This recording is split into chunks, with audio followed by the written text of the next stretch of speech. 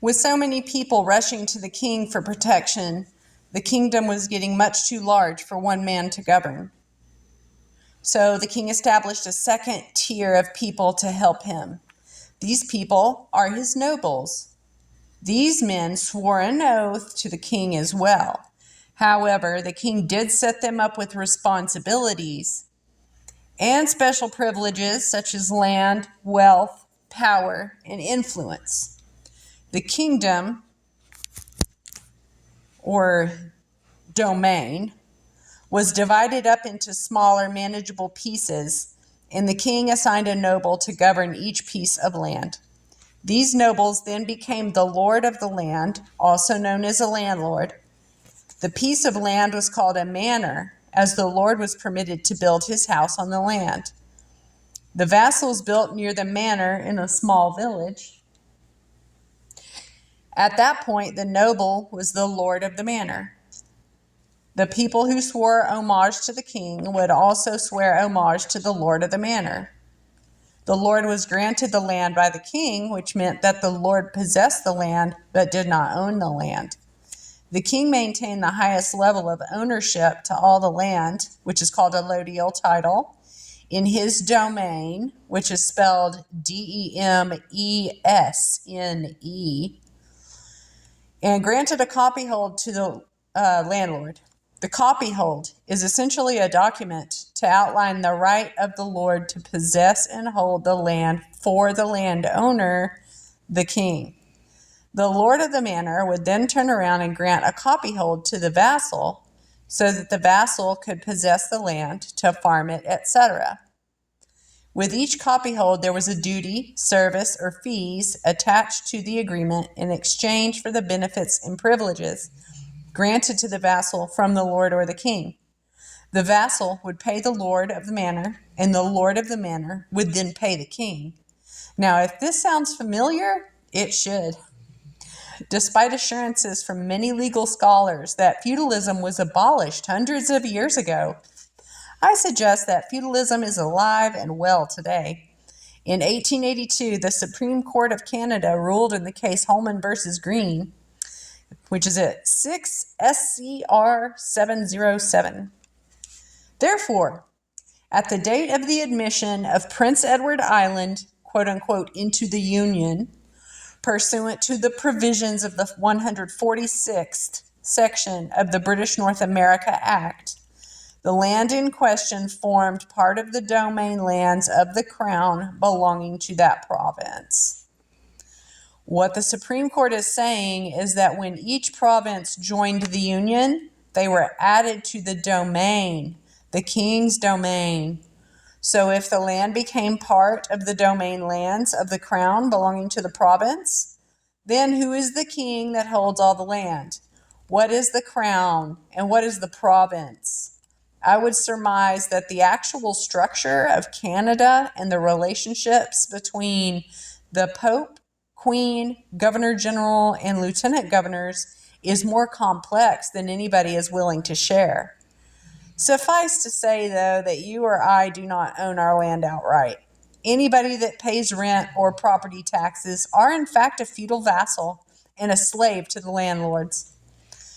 The land has been attached to a manor and retained for the crown's own use when the Europeans came to conquer this land. I'm not going to mince words here. There may be some treaties in place, but the people and the land were taken by force or deception long before the treaties were signed. I will discuss this in more detail later.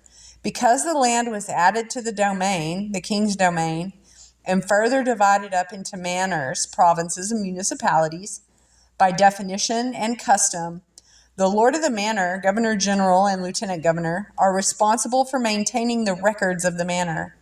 These records consist of which copyholds were issued to which vassals. In a recent Supreme Court of Canada ruling, Chilcotin Nation versus British Columbia, 2014 SCC 44, the court reinforces this idea by creating a new tenure called Aboriginal title. The land still belongs to the domain of the king, but a feudal tenure has been created to address the Aboriginal concerns, and ensures they remain vassals to the king. These copyhold documents for all these records were once held on the rolls and have since been replaced with what we today call land titles. Take a look at your deed, and you will see that the vassal is listed there as an owner of the title, the piece of paper granting permission to possess the land, and tenant of the land itself. It's going to say tenant on your title, or what you think is your deed, your warranty deed, or whatever you have. It says tenant. It doesn't say owner. The Lord also had to maintain records for tax collection, fees, services, etc. Years ago, these records were on rolls of paper, hence the modern term tax roll. The rolls were first established by King William the Orange, or as history has called him, William the Conqueror. Back in 1066, he established the Doomsday Book, which inventoried all the wealth and assets in the kingdom. If there were any disputes, the Doomsday Book was deemed correct, even if it had errors. The king always had a court to ensure that the records were updated and as accurate as possible for his domain. The courts were granted additional duties to ensure that any disputes over the record be resolved. It may interest you to know that our present-day courts still believe that their jurisdiction comes from kings long ago. I found a ruling by the Court of Queen's Bench of Alberta in NP versus LDS Adoption Services, 2006 ABQB 78, which highlights and supports what I am expressing in this chapter. As you go through it, take note that their authority and jurisdiction does not come from the Constitution or anything like that, but instead comes from Edward the Confessor, who ruled from 1042 to 1066. The year 1066 is key here to show that the courts were set up and still support feudalism, as it all started in 1066 with the Doomsday Book. The court also highlights their perverted interpretation of Scripture to suggest their authority was granted by God himself. I suggest that the quoted Scripture was a consequence of the choice people made in 1 Samuel 8, rather than God granting that authority and power over the people. Here is what the Alberta court said. The parens patria jurisdiction is but an aspect of the ancient jurisdiction of the sovereign, the origins of which are described in W. Holdsworth's A History of English Law, Volume 1, 7th edition, London, Methuen and Company, 1956, pages 33 through 34. The Norman kings always regarded themselves as the successors of Edward the Confessor. They were lawful kings of the English, and as such, they were entitled to exercise those powers of government which men believed were put into their hands for the preservation of peace, the protection of the weak, LOL, and the maintenance of justice. Because they were kings, they had powers which transcended the powers of a mere feudal suzerain. But no doubt these powers were vague. But because they were vague, they were of the greatest value to kings who were in a position to exploit them to the uttermost. Firstly, because they were, in effect, conquerors. And secondly, because they were men of exceptional ability and force of character. It was, narrators aside, force of character, that's probably just demonic possession. Anyway, back to the text. It was by the help of these prerogative powers, like principalities and powers, back to the text. It was by the help of these prerogative powers, which were regarded as inherent in the office of king and as belonging to them as the successors to Edward the Confessor, that the Norman and Angevin kings so developed the powers of the feudal curia regis that they made it the most efficient organ of centralized government that existed in Western Europe. The notion of the king as the fount of justice was not invented by the Norman kings. See 1 Kings chapter 3, verses 16 through 28, the last verse of which is, "And all Israel heard of the judgment which the king had judged, and they feared the king, for they saw that the wisdom of God was in him to do judgment." When we speak of the Supreme Court of British Columbia as a court of inherent jurisdiction, we're really saying that for all purposes of administering justice, the judges are exercising all the ancient rights, powers, duties, and privileges of the sovereign. Hence the locution, Her Majesty's judges. Despite the court's assertions that they are exercising the ancient rights, powers, duties, and privileges of the sovereign, it is still based on the premise that the individual made a free will choice to swear homage to the sovereign to begin with. After all, the sovereign's jurisdiction ends where another sovereign's jurisdiction begins. The court uses the passage from Scripture out of context as justification for their God-given right to rule.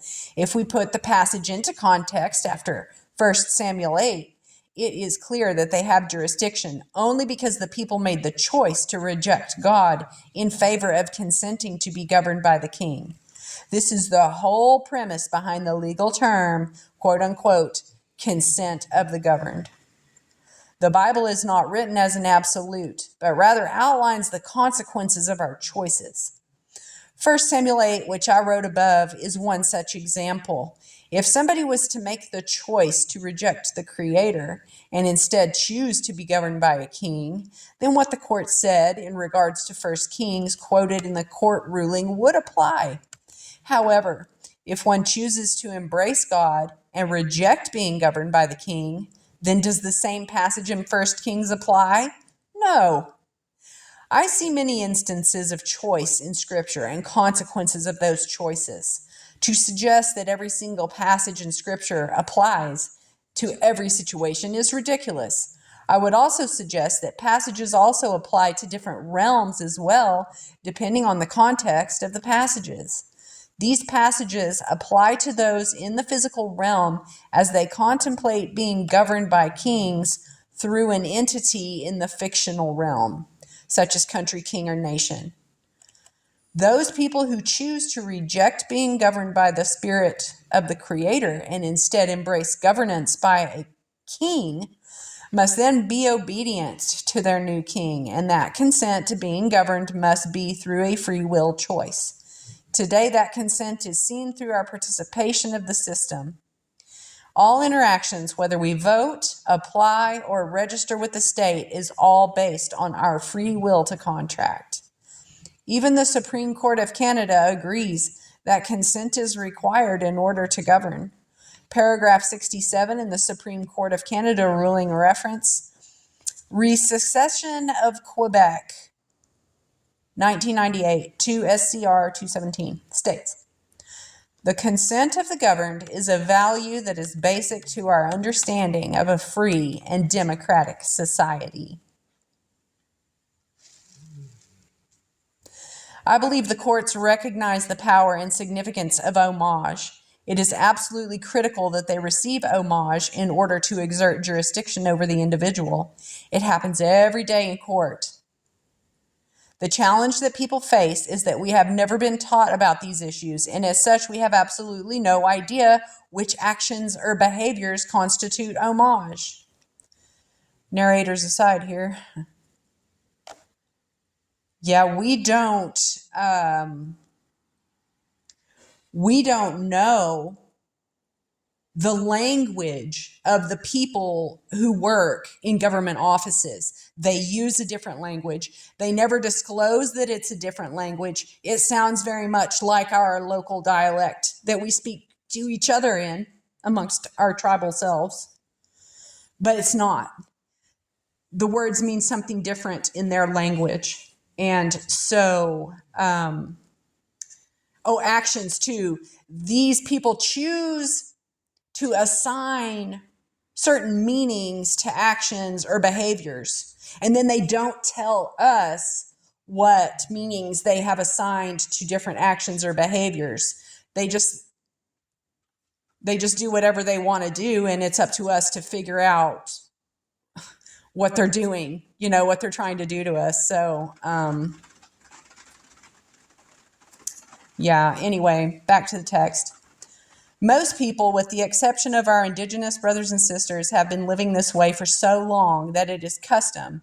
And that in itself is extremely dangerous too, since custom trumps law. See, that's what the narrators aside.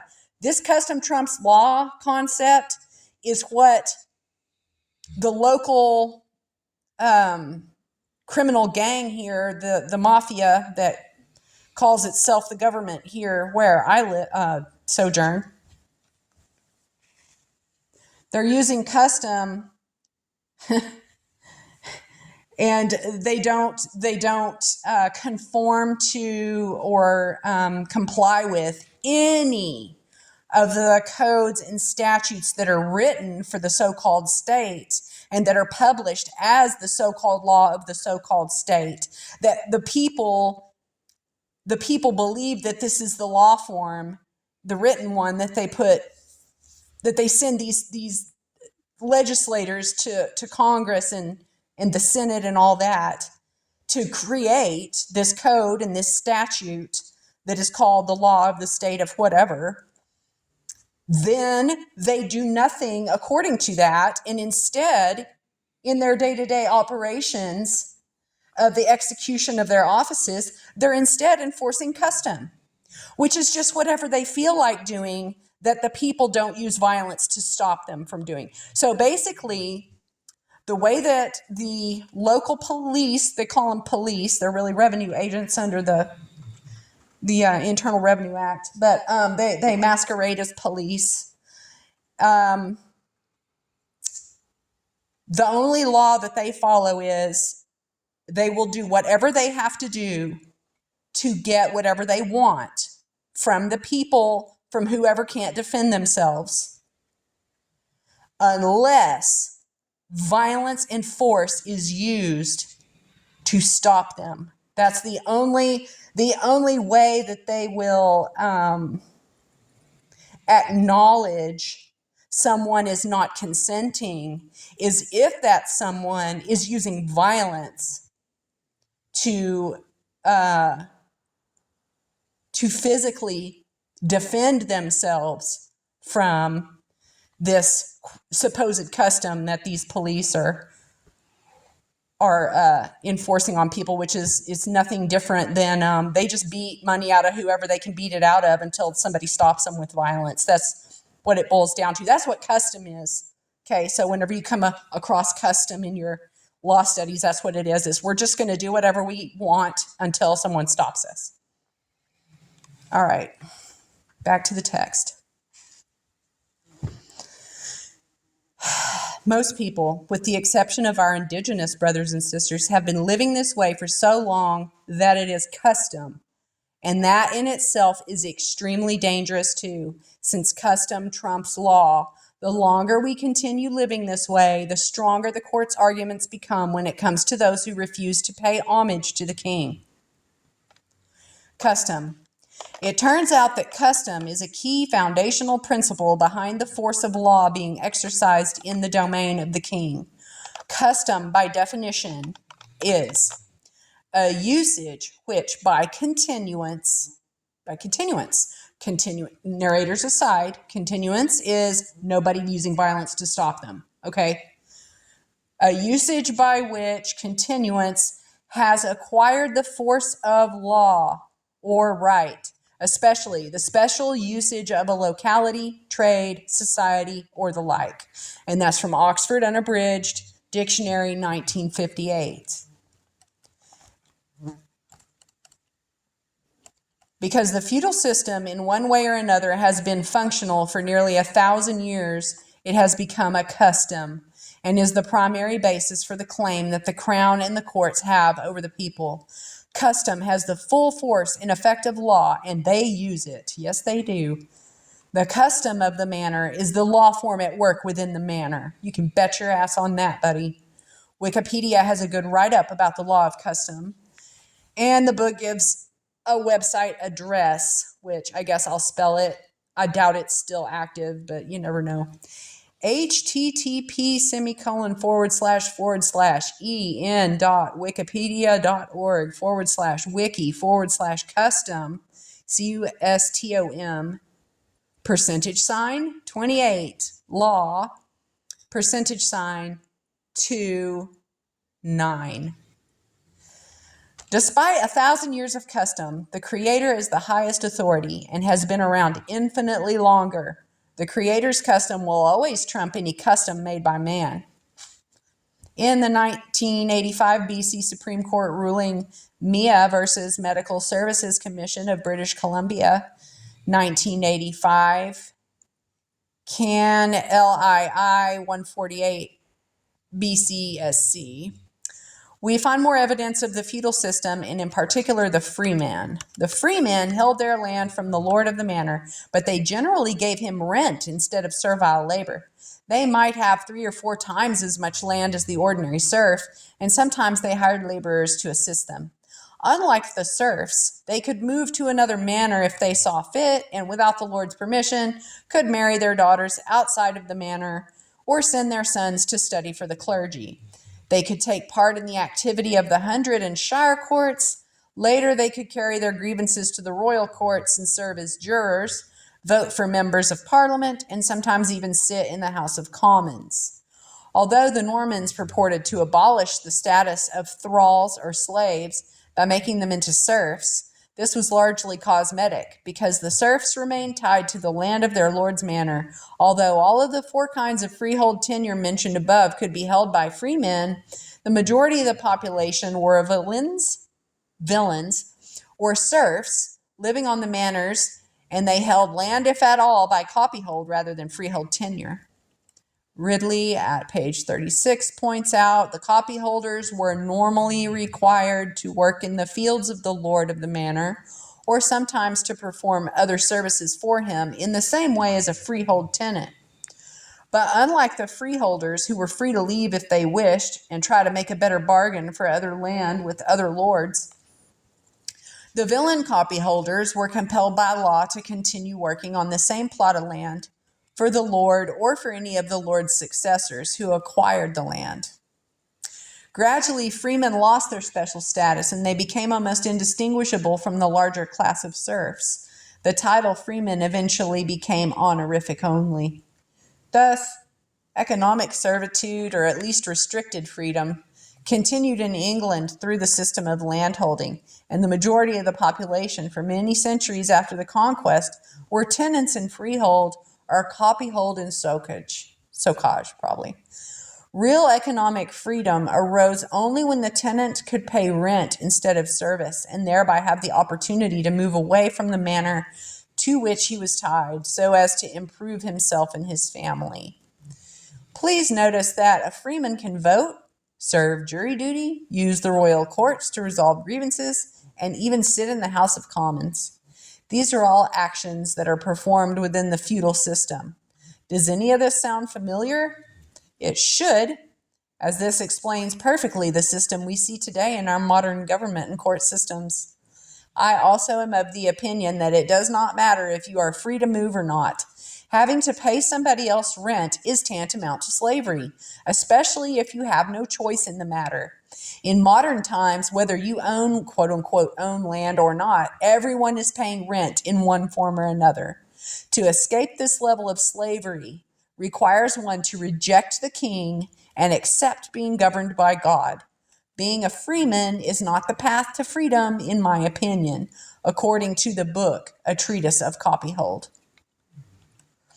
If a person be lord de facto, it is enough, for whether he be lord by right or wrong.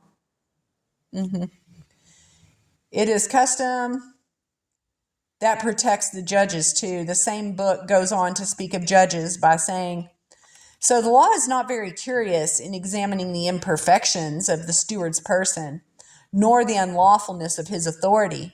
For be he an infant or a non compos mentis, an idiot or lunatic, an outlaw or an excommunicate, yet what things soever he performs as incident to his place can never be avoided for any such disability, because he performs them as a judge, or at least as custom's instrument. And for his authority, though it prove but counterfeit if it come to exact trial, yet in appearance or outward show, it seems current. That is sufficient. What I realized by reading this book is that the manor is responsible for the establishment of the courts, and as such, the authority comes from the lord of the manor, and based on custom, it doesn't matter if the judge is competent or not. In the end, it is sufficient.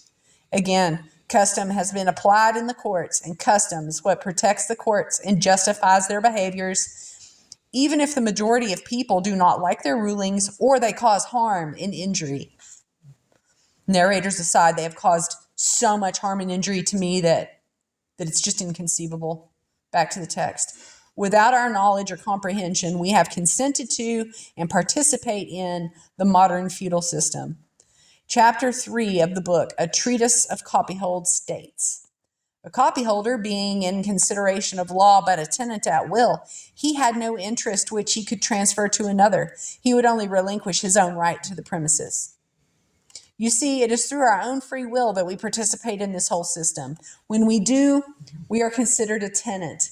It is often said that a fee simple title is the highest form of ownership, but that is only true in a feudal system.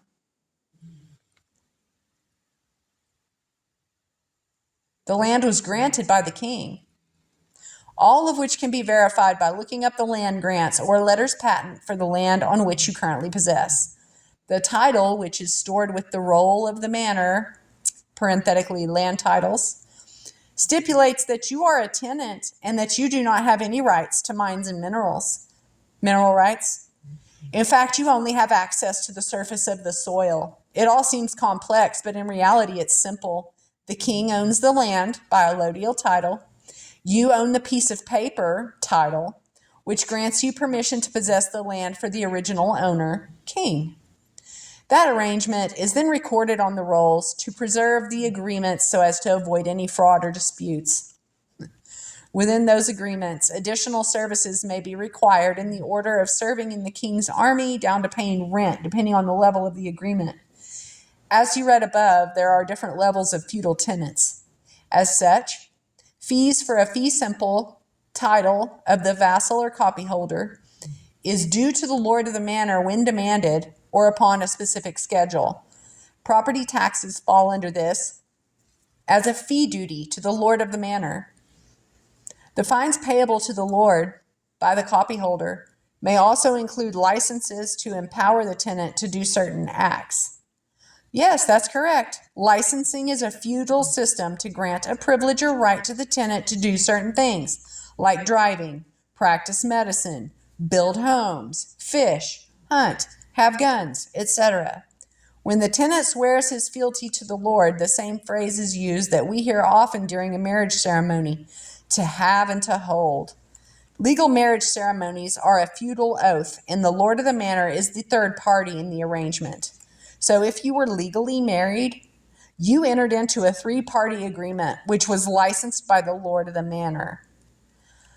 I know that some of this may be difficult to accept by some.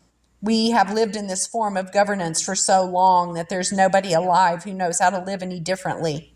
The vast majority of people who work for the crown or are citizens of Canada truly believe in the power and authority of the king without even realizing that the office of the king is nothing but a fiction, and they are voluntary slaves to it all. Just as John Barrows wrote in his paper, Crown and Aboriginal Occupations of Land, A History and Comparison, which I quoted earlier, the crown being perceived as being the source of all things is a fallacy and is only rooted in custom and ignorance. In fact, the Legislative Assembly of Alberta and the Parliament of Canada are in fact only tenants themselves to the lord of the manor. They swear allegiance to the Queen, and it is possible the Queen swore allegiance to the Pope or some other entity as well. They still exercise the feudal custom in their everyday activities. In the feudal system, the new tenant receives the rod or other symbol of possession and pays his fine and is sworn to fealty. If you look at the ceremonies of the Legislative Assembly of Alberta, for example, you will see the rod in the form of a mace, and all members swear an oath to the Queen. Narrators aside, they have one of those mace rod things in the United States legislature as well. Okay, back to the text. The Legislative Assembly of Alberta then uses their authority granted to them by the Crown to subdivide their copyhold into municipalities in order to manage all the subtenants that purchase freehold tenures to land and to collect rent in the form of property tax on all that land. It is my firm belief that the crown is in fact a fictional entity. It does not technically exist except in the hearts and minds of man. My beliefs don't keep these fictions going, but rather the power and authority of those who participate with the system is where it derives its energy from. People for hundreds or even thousands of years have been blinded by a fictional mask to hide the truth. The Creator is the source of all things, not the crown. But the crown continues to influence everyone because we rejected the Creator in exchange for all of this. The truth is that the concept of government, or even a corporation, is nothing but an expression of our relationships with other people. The problem is that people don't see it as a relationship, and over time, these constructs have literally taken on a life of their own, and few challenge these constructs. The judges and politicians have deemed these constructs to be legal entities that can own property, sue, and be sued. The most dangerous concept that has manifested is that people now can blame these entities and hold them liable for any damages or harm that is incurred.